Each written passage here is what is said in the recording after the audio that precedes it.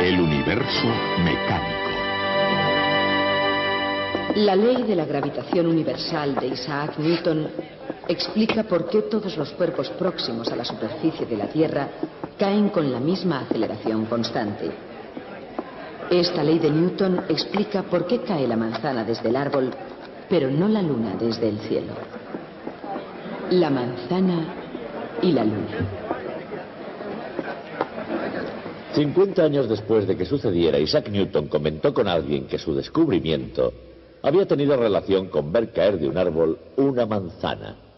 Y esa historia ha pasado a formar parte de nuestro folclore. Nos gusta porque es un hecho corriente. Cuántas manzanas han caído de muchos árboles. Y también nos recuerda la historia sobre otra manzana, la del árbol de la ciencia del bien y del mal, que nos hizo perder el paraíso. Bien, tanto si la manzana de Newton fue real como si no, una cosa es cierta, y es que hizo posible que nosotros pudiéramos salir de la Tierra. Por supuesto, el gran éxito de Newton no fue mostrar que la gravedad hace caer las manzanas. Vaya pelándola. Eso todo el mundo lo sabía. Su gran descubrimiento consistió en demostrar precisa y matemáticamente que la misma ley que explica por qué cae una manzana explica también por qué la luna no se cae del cielo. Esa explicación fue la clave del universo tal y como se entendía entonces. Los detalles de esa ley son difíciles e importantes y nosotros llegaremos a ellos, pero no hoy.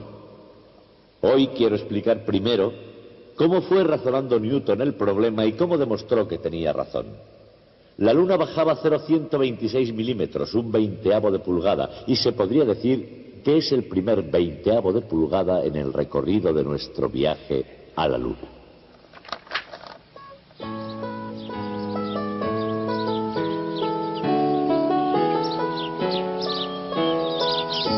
En el camino hacia la luna, el joven Isaac Newton podría haber emprendido esta ruta.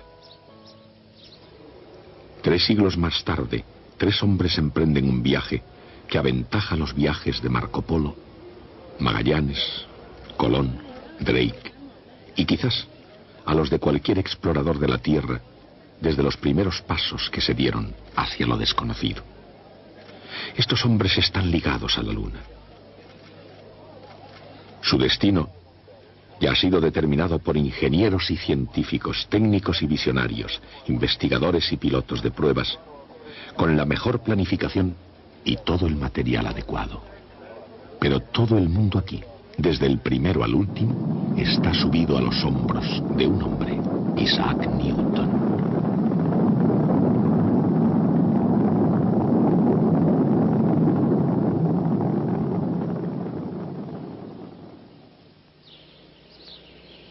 Si una manzana tuvo influencia en la ley de la gravedad de Newton, debió suceder en el condado de Lincolnshire. Pero ya se sabe que la historia se escribe con muchos síes. Si Newton, por ejemplo, no hubiera regresado a la granja de su familia en Woolsthorpe Manor, quizá no habría llegado a descubrir nada. Es decir, nada aparte de la terrible peste negra de Londres. En los años 1665 y 1666, el número diario de víctimas que la peste se cobraba se ensombrecía con cifras demasiado siniestras para poder ser contabilizadas. Porque la peste fue demasiado terrible para imaginárselo. Las infecciones eran de carácter epidémico, malignas, contagiosas y fuera de control humano. Era una enfermedad que las ratas transmitían primero a las pulgas y estas a todas las clases sociales británicas. La peste llegó a destruir 9 de cada 10 seres humanos, y la comunidad universitaria de Cambridge, a unos 80 kilómetros y medio de Londres, no se libró de tan espantosas visitas. Allí la muerte negra pudo haber reclamado a Isaac Newton.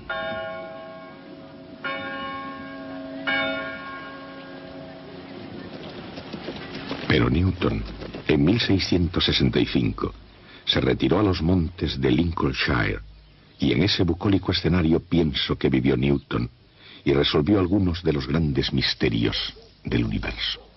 Para ver el mundo como es realmente, Newton se fue aproximando por un camino revolucionario.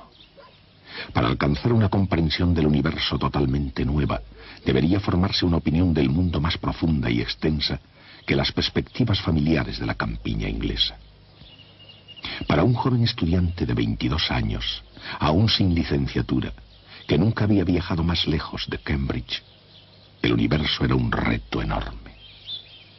Por entonces, una gran revolución intelectual, cuyas semillas habían sido plantadas por Copérnico, se estaba desarrollando. Profesor de matemáticas, doctor en medicina y especialista en el derecho canónico de la Iglesia Católica, Nicolás Copérnico, sin ayuda de nadie, había establecido los fundamentos de la astronomía moderna. A principios del siglo XVI, después de haber estudiado en la Universidad de Cracovia, en su nativa Polonia, Copérnico fue profesor en Roma. En 1512 se trasladó a Frauenburg, en la Prusia Oriental, donde ejerció la medicina y obtuvo una canonjía en la catedral. Allí, hacia 1530, escribió el tratado que no solo cambió el mundo, sino el universo entero.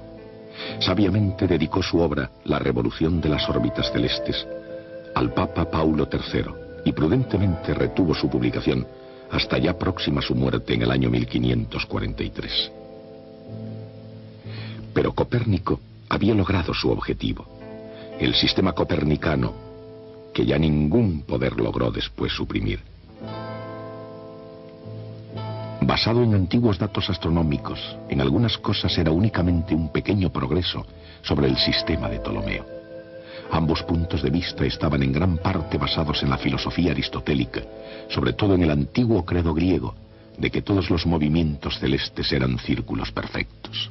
Y por lo tanto, al igual que innumerables astrónomos anteriores a él, Copérnico, para explicar las aparentes desviaciones del movimiento circular uniforme, utilizaba epiciclos.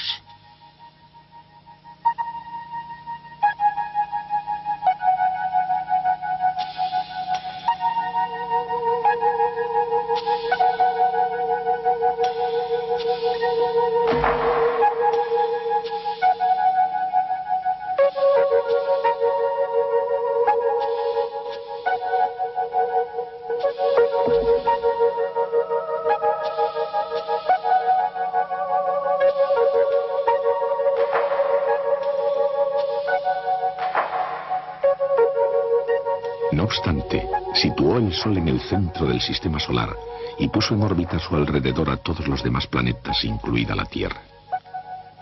De esa forma, Nicolás Copérnico hizo el trabajo de preparación de algo que algunos opinaron fue una mala jugada para Galileo Galilei. En el Renacimiento, aquel sistema de Copérnico suponía un serio peligro, pero solo en términos teóricos. Incluso si los astrónomos hubiesen querido oponerse a los puntos de vista aristotélicos de la Iglesia, ninguno de ellos hubiera sido capaz de demostrar que los planetas giraban en órbita alrededor del Sol. Y además, tampoco lo intentaron. Nadie lo hizo hasta que Galileo puso su entendimiento a la tarea, con Copérnico en el fondo de su mente. Y con ayuda de la última tecnología de la época, Galileo se esforzó por resolver algunos conceptos suyos inquietantes. Con planos inclinados e imaginándose el mundo en el vacío, comprendió la ley de la caída de los cuerpos. Todos los cuerpos caen con la misma aceleración constante. Al mismo tiempo se imaginó también el mundo sin rozamientos. Estos experimentos llevaron a Galileo a otro descubrimiento, la ley de inercia. Una bola rodando sobre un plano liso horizontal no se pararía nunca. Como todos los objetos sobre la Tierra, mantendría su movimiento a menos que algo alterase su trayectoria.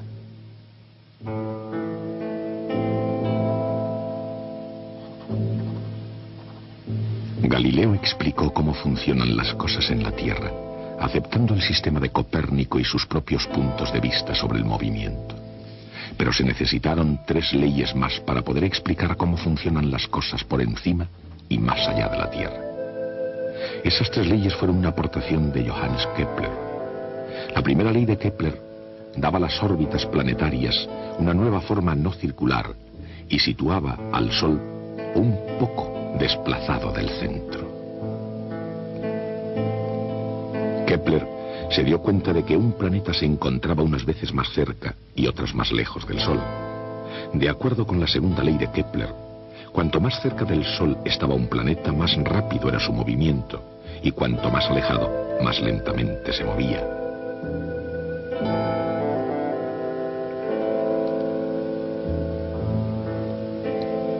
Su tercera ley decía que cuanto más larga era la órbita del planeta, más tiempo tardaba en dar la vuelta. Esas tres leyes de Kepler describen el firmamento con una precisión sin precedentes. Newton comenzó a desenterrar de un campo previamente investigado por Copérnico, Galileo y Kepler aquellos secretos del universo que aún seguían enterrados, y no solo los celestes, sino también los escondidos en su propio planeta. Antes de Isaac Newton, algunos colosos habían logrado explicar el cómo del cielo y la tierra. Ahora le correspondía a él levantarse y explicar el porqué. Antes de Newton, nadie sabía por qué todos los cuerpos caen con el mismo ritmo, ni por qué la Luna da vueltas alrededor de la Tierra según una órbita determinada y a una marcha precisa, ni por qué la Tierra gira alrededor del Sol según una trayectoria determinada y a una marcha precisa. Probablemente antes de Newton, nadie pensó que estos fenómenos estuvieran relacionados. Así que le tocó al joven Newton crear una nueva ciencia que unificara el cielo y la Tierra. Una vez más, una manzana jugó un papel en todo esto. Dicho papel fue secundario. El descubrimiento de Newton no se debió a una simple ráfaga de penetración inspirada por la casualidad en un huerto. Newton trabajó duramente durante 18 meses y aún pasarían 20 años antes de que los frutos de su trabajo se publicasen. Y hubieron de transcurrir casi 300 años más antes de los últimos segundos de una cuenta atrás. Lanzados desde los hombros de Newton, los hombres pudieron soltar las cadenas de la gravedad y liberarse de la Tierra. La fuerza de la gravedad es una gran barrera y se puede comprobar muy bien al observar la enorme fuerza que se necesita para romperla. Pero si se lanzan seres humanos al espacio, hacia las misteriosas regiones de la Luna, el saber que existe la gravedad no basta. Es necesario saber cómo funciona realmente. Newton suponía que cada par de partículas de materia del universo se atraen mutuamente. La fuerza de atracción es directamente proporcional a cada masa e inversamente proporcional al cuadrado de la distancia entre las dos. Esta ley se puede representar mediante una ecuación vectorial con una constante de proporcionalidad llamada G. G es igual para cada par de cuerpos del universo.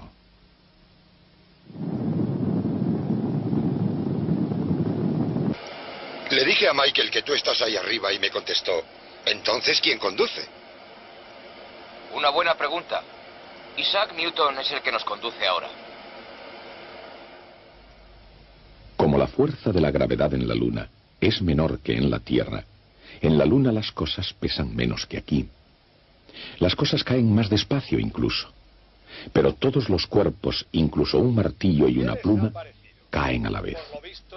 Porque, como dice la ley de Newton, en cualquier parte del universo hay una fuerza entre cualquier par de masas.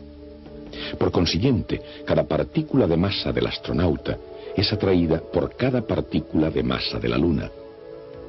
¿Cuál es el efecto resultante de esas fuerzas sumadas?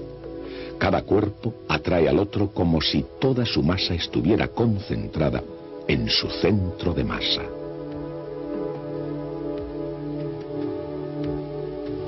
La fuerza que la gravedad de la Tierra ejerce sobre una manzana, por ejemplo, es menos G por la masa de la manzana, por la masa de la Tierra, dividida por el cuadrado de la distancia entre el centro de masa de la manzana y el centro de masa de la Tierra.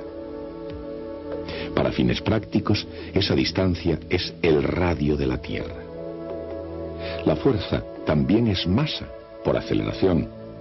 Igualando, se simplifica la masa de la manzana de la ecuación, dejando una aceleración que no depende de la masa de la manzana.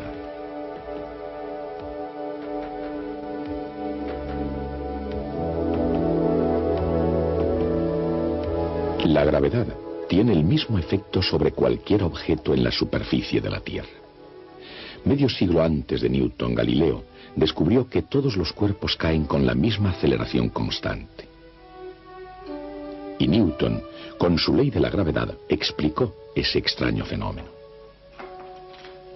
La aceleración de la caída de un cuerpo en la Tierra es g minúscula. Es igual a la constante de gravitación universal, g mayúscula, multiplicada por la masa de la Tierra y dividida por el cuadrado del radio de la Tierra. Esa combinación nos da una aceleración de 32 pies por segundo, es decir, 9,8 metros por segundo al cuadrado. En la Luna actúa la misma fuerza, pero la aceleración es diferente. Sigue dependiendo de la constante de la gravitación universal.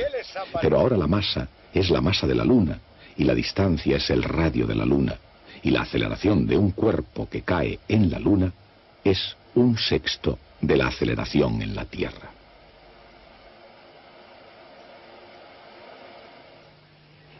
Newton, al mismo tiempo que se interesaba por la caída de los cuerpos, buscaba también algo más sobre la gravedad. Porque si las manzanas caen a tierra, ¿por qué no cae la Luna? ¿Se podría aplicar la misma ley para ambos casos? Newton argumentaba imaginando, por ejemplo, que alguien disparaba un cañón desde un punto alto sobre la superficie de la Tierra. Él ya sabía, por el descubrimiento de Galileo, que un cuerpo que cae desde 16 pies, casi 5 metros de altura, sobre la superficie de la Tierra, alcanza el suelo en 1 segundo. El recorrido de una bala de cañón depende de su velocidad. Si el proyectil deja el cañón a 30 pies por segundo, recorre 30 pies antes de llegar al suelo 1 segundo después.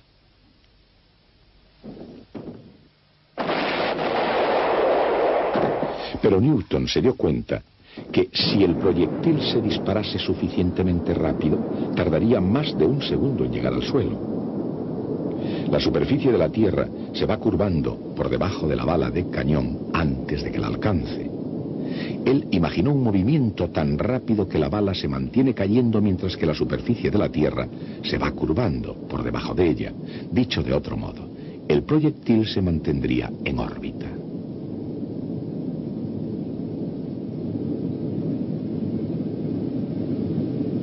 Aquí donde ahora estamos, no hay un arriba y un abajo. Cualquier punto es tan bueno como otro.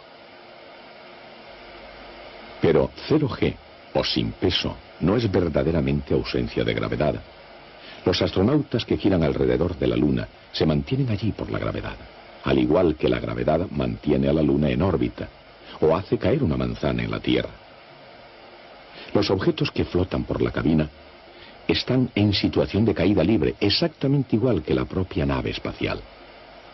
Todo continuará cayendo en su órbita alrededor de la Luna, igual que la bala de cañón de Newton continúa cayendo en órbita alrededor de la Tierra. Isaac Newton sabía que la Luna, exactamente igual que la bala de cañón, se mantendría cayendo por toda la eternidad sin alcanzar nunca la Tierra. La Luna cae hacia la Tierra con una aceleración g, multiplicada por la masa de la Tierra y dividida por el cuadrado de la distancia entre sus centros.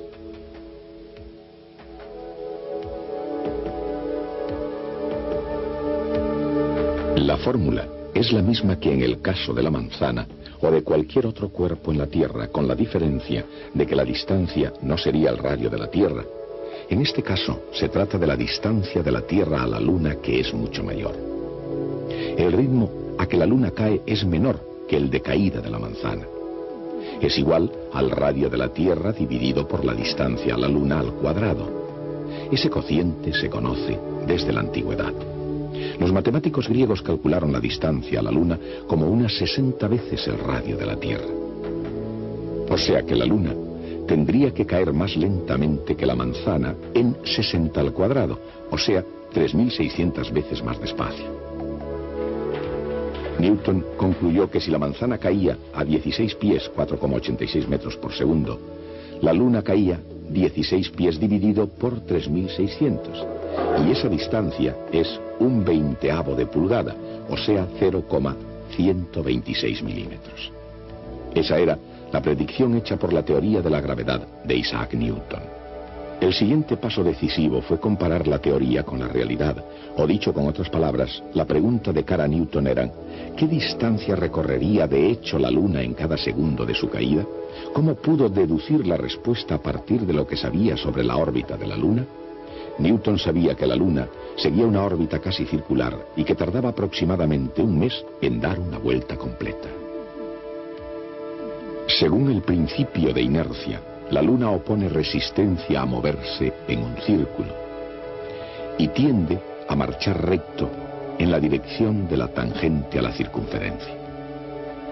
En un segundo recorrería 40,281 pulgadas a lo largo de la recta. Siguiendo la trayectoria circular, la Luna va cayendo hacia el centro de la Tierra. Esa es la distancia que la Luna cae en un segundo.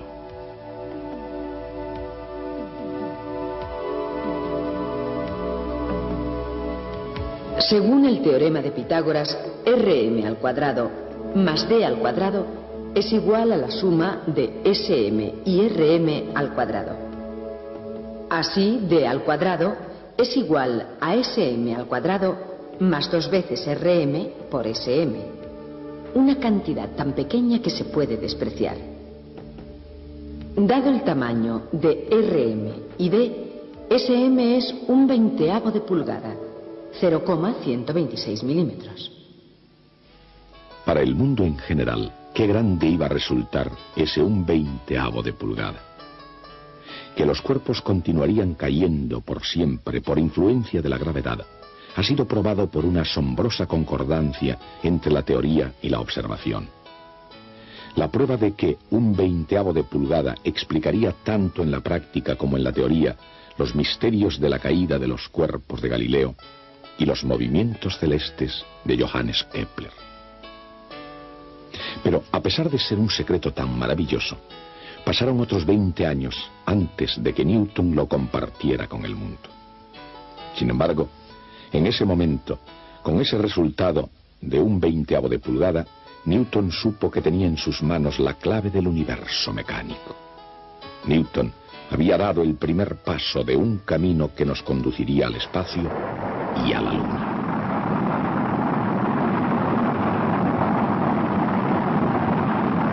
Le dije a Michael que tú estás ahí arriba y me contestó: ¿entonces quién conduce? Una buena pregunta. Isaac Newton es el que nos conduce ahora. Adelante.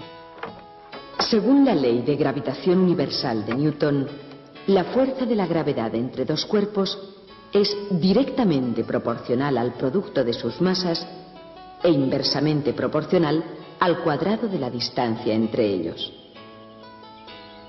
La ley de Newton explica por qué los cuerpos caen con la misma aceleración cuando están cerca de la superficie de la Tierra. Esa ley, combinada con el principio de inercia, explica también la órbita de la Luna y los movimientos de todos los cuerpos celestes.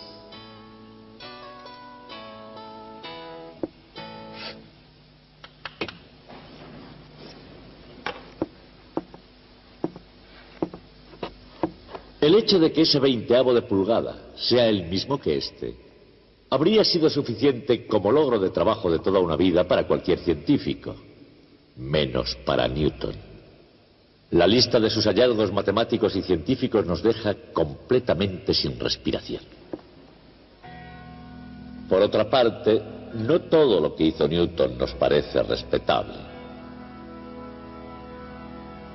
Se interesó también en otros temas como la alquimia, cronología bíblica y otras ocupaciones secretas que a él le parecieron tan legítimas como la física que nosotros hoy tanto admiramos. En el año 1696 Newton enfermó de locura. Newton era literalmente un demente. Algunos piensan que fue un envenenamiento de mercurio, quizá debido a alguno de sus experimentos de alquimia. Existe alguna evidencia por un análisis químico de su pelo, pero otros piensan que aquello era hilar muy fino porque en Newton poca diferencia había entre locura y cordura en cualquier caso. Unos años después, en 1703, se recuperó hasta el punto de ser nombrado presidente de la Royal Society, cargo que ostentó los restantes 24 años de su vida. Sin embargo, los detalles de su vida poco importan en comparación con sus descubrimientos. Newton no solo nos dio una serie de descubrimientos científicos, sino más bien una visión coherente de cómo funciona el universo y por qué funciona como lo hace. Esa visión ha dominado el pensamiento occidental desde Newton continuamente hasta nuestros días. Newton fue un ser humano con faltas, quizá con más errores que contribuciones, pero él fue también un coloso casi sin igual en toda la historia.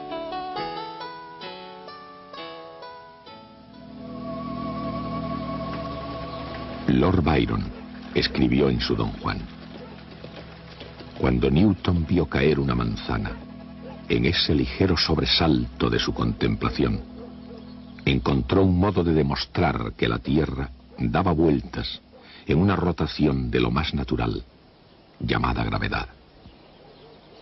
Y este es el único mortal que desde Adán pudo enfrentarse con una caída o con una manzana. El hombre cayó con manzanas y con manzanas se levantó. Y si esto es verdad, nosotros debemos pensar en el modo como Isaac Newton podía hacer descubrimientos con todo tipo de mecánica. Las máquinas de vapor muy pronto le llevarían a la luna.